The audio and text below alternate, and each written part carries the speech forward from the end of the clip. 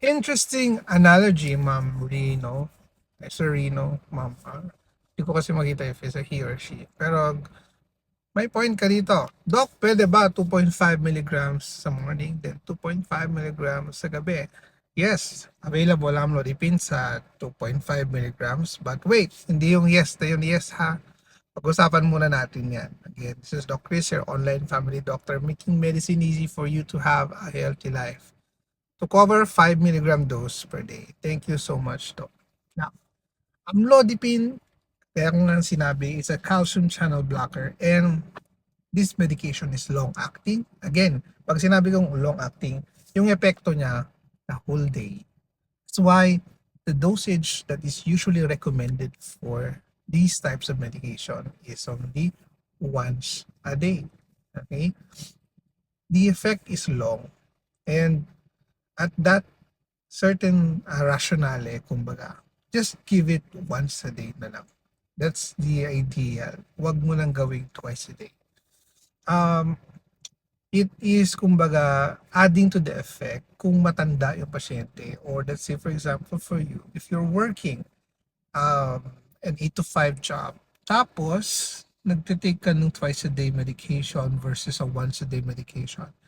My question there is, may chance ba na makalimutan mong inumin yung gamot mong pangalawa sa isang araw? The chances are high.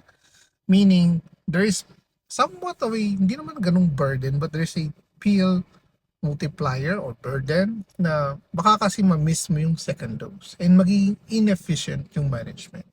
To make your control with hypertension efficient and well costly and at the same time helpful sa inyong trabaho, there are instances that medications are prepared in a once a day dosage.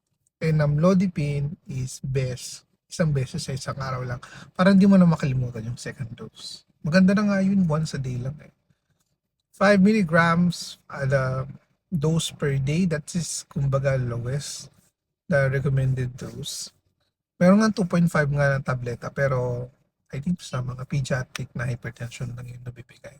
Pero ang nadalas ko nakita 5 milligrams. And once a day yun na 5 milligrams, okay na yun, huwag mo nang hatiin. Okay?